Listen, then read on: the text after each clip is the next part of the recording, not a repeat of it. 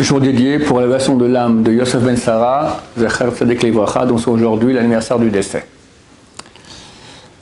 Dans le cadre de notre paracha cette semaine, parachat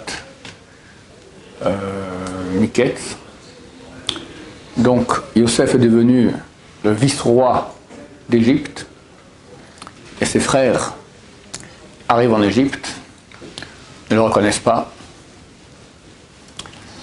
et ils viennent chercher à manger, ils les accusent d'espionnage, prend un otage parmi eux, Shimon, leur dit de repartir en terre de Canaan, en Israël, et amener leur petit frère Binyamin, qui est le frère de Yosef, de la même mère.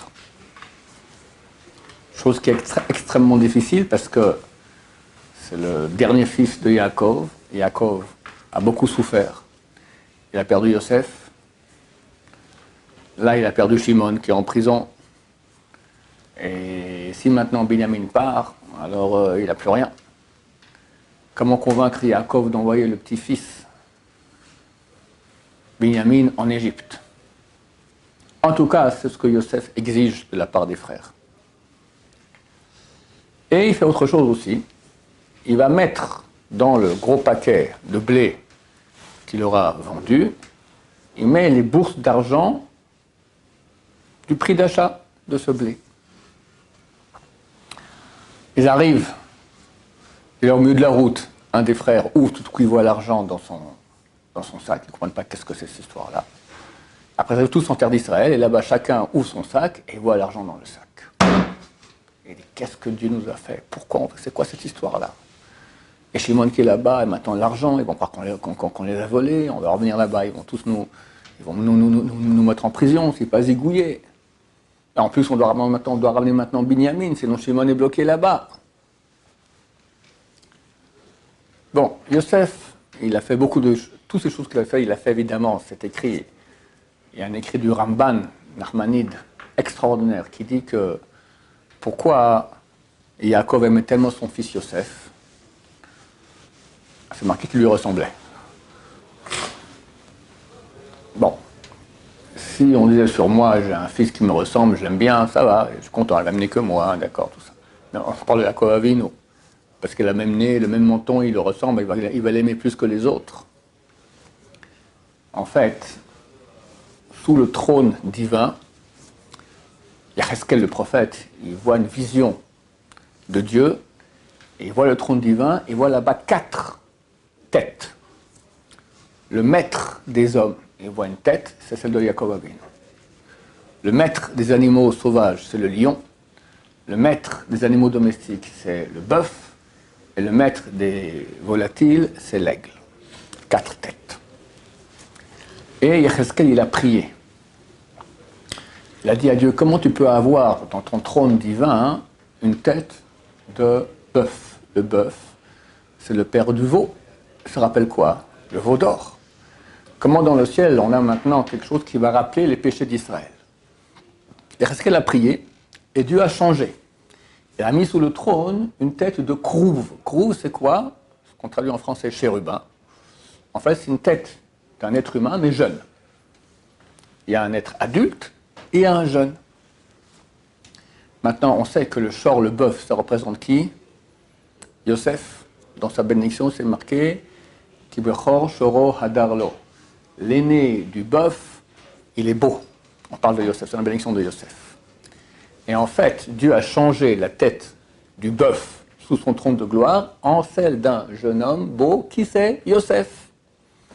Et Yaakov voit, parce qu'il voit aussi dans le futur, on parle maintenant de choses divines, il voit sous le trône de gloire, il sait qu'il y a sa tête à lui. Alors quand il dormait, il a dormi au Mont Moria, d'accord? C'est marqué que les anges montaient et descendaient. Alors Gemara a dit pourquoi? Parce qu'il ne comprenait pas les anges. C'est quoi ce type-là qui ressemble à celui qu'on...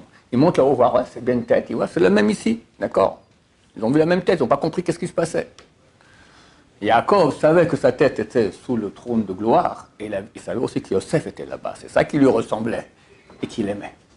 Alors le Ramban, il dit que Yosef, dès qu'il est arrivé à l'âge de raison, c'est combien allait 9 ans, il était dirigé par la Shrina. Il avait Ruach HaKodesh. Tout ce qu'il faisait était dirigé par Dieu. C'était complètement divin. Et Yaakov lui a enseigné les plus grands secrets de la Torah, et il a vu que Yosef comprenait absolument tout, comme un homme adulte, comme un grand sage d'Israël. Donc ça, c'est pas un tralala. Alors, quand il prend les frères, les met en prison, après prend en otage Shimon, après les libère, met l'argent, veut que de Binyamin, tout ça, il y avait des raisons très profondes, on ne va pas rentrer là-dedans, mais tout était complètement dirigé par Dieu lui-même.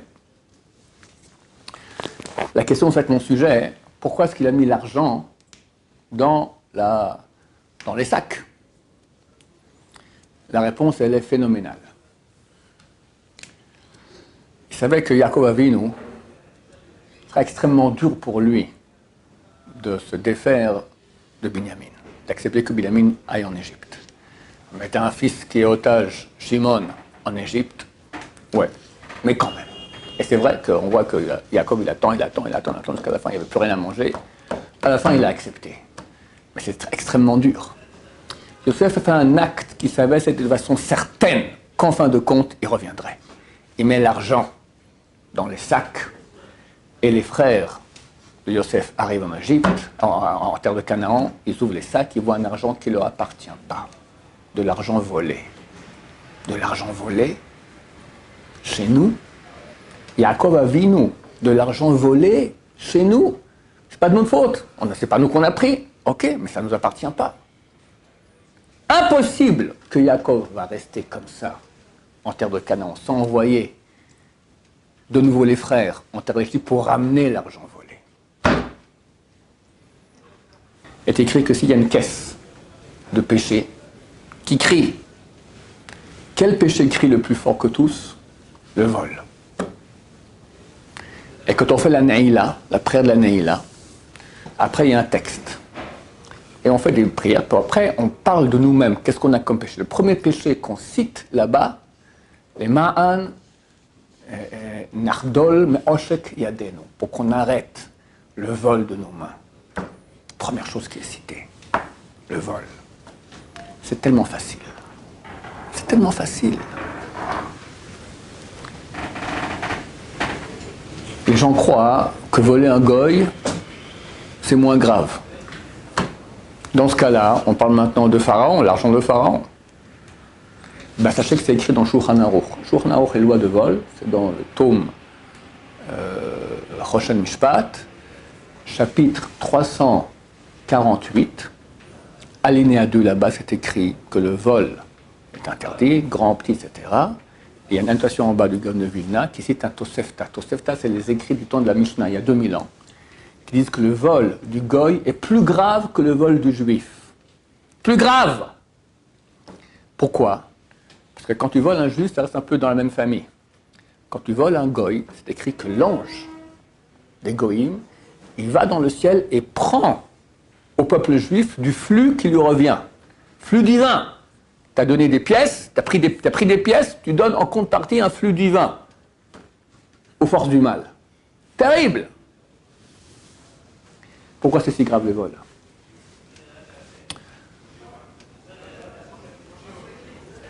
C'est marqué dans la Torah que Hadam ou Hanefesh, le sang, c'est l'âme. Dans une partie de notre sang, il y a la partie la plus basse de notre âme. C'est là-bas qu'il y a le... C'est pour cela qu'au temple, on aspergeait du sang de l'animal qui était égorgé sur l'autel parce que c'est l'âme de l'animal. Et comment est-ce qu'on dit l'argent en hébreu? Il y a trois termes, kesef, mammon, et un terme qui revient beaucoup aussi, damim. Damim, c'est quoi? Dam, c'est du sang, damim, c'est au pluriel, des sangs, du sang. Pourquoi? Pourquoi on appelle l'argent du sang? Parce que dans l'argent qu'on a, il y a des parties de notre âme. Et comme on a dit, le sang, c'est l'âme. L'âme, elle est dans le sang. Donc on appelle aussi l'argent du sang. Ça veut dire que dans l'argent, il y a des parties d'âme. C'est que celui qui vole son prochain, c'est comme s'il avait volé son âme. Pas toute, mais il a pris une partie de l'âme. Maintenant, nous, on vient sur Terre avec une âme pour faire un tikkun de cette âme, pour réparer cette âme. On a un job à faire. Maintenant, il n'y a pas que l'âme que j'ai dans mon corps, il y a aussi tous mes biens. Tous mes biens, tout ce qui m'appartient, il y a des parties d'âme à moi là-dedans. Je suis venu me faire leur tikkun, leur réparation. Si quelqu'un maintenant me prend maintenant 1 euro, bah, dans 1 euro, j'ai une partie de mon âme qui est là-bas. Lui peut faire le tikkun de mon âme, le voleur ne peut pas. Moi, est-ce que je peux faire le tikkun de la partie d'âme qui est dans l'euro? Je ne peux pas non plus, elle est plus chez moi. Donc cette partie d'âme reste non réparée. Terrible. Alors voilà ma barre. Au Hachem, j'ai bien bossé, très bien, paradis, tout ça. Non, mais mon cher ami, là, il te manque une partie d'âme. Bon, alors qu'est-ce que je fais? Il n'y a pas le choix, il faut revenir sur terre. Le voleur revient sur terre. Le volé revient sur terre. En Gilgoul, allez, vas-y naître. Vas-y après les mots dedans. Et après, vas-y l'école, vas-y le bac. Hachem et Rachem. Repasser par tout ça pour 1 euro. Parce qu'on ne t'a pas simplement fait du mal, on t'a pris une partie d'âme. C'est ça qu'on revient en Gilgoul. Si tu as de la chance, Dieu fera en sorte que ou le voleur reviendra en Gilgoul, ou sa descendance du voleur donnera cet argent-là à ta descendance. Des fois, Dieu, il accepte que ça passe par la descendance et pas nous-mêmes. Mais des fois, c'est nous qu'on doit revenir. Des fois, tu n'es pas mieux, tu es aussi voleur que le voleur. Alors, mon cher ami, tu descends pour tout rembourser à tout ce que tu as volé. C'est terrible, c'est terrible. Yosef savait que jamais Yaakov accepterait d'avoir un penny, un dirham de l'époque d'Égypte ancienne, antique, chez lui qui ne lui appartient pas. Donc forcément les enfants et les frères, ils reviendront avec Binyamin. Mais pour nous, chers amis, c'est un moussard terrible. Combien c'est facile de voler, combien c'est facile. Alors, qu'on fasse au moins tchouva dès maintenant. Ma chère est très proche, fini. On devient droit, honnête, une règle. Fini la magouille, fini les mensonges, fini la vente. Honnêteté totale, c'est le minimum. Même un non-juif qui n'a pas de Torah, il comprend que il faut être honnête. Le minimum du minimum. Comme ça, quand Dieu aura pitié de nous, peut-être, on doit pas revenir en Gilgoul. Des fois, on revient en Gilgoul sans cesse. Il n'y a rien de pire que cela. Mieux vaut quelques bonnes années en enfer, parvenir en Gilgoul ici. Que Dieu nous aide à être droit, honnête, et rendre tout ce qu'on a. Il faut rendre tout ce qu'on a volé, qu'on puisse le rendre à son propriétaire. Baruch Adonai, l'olam, amen va amen.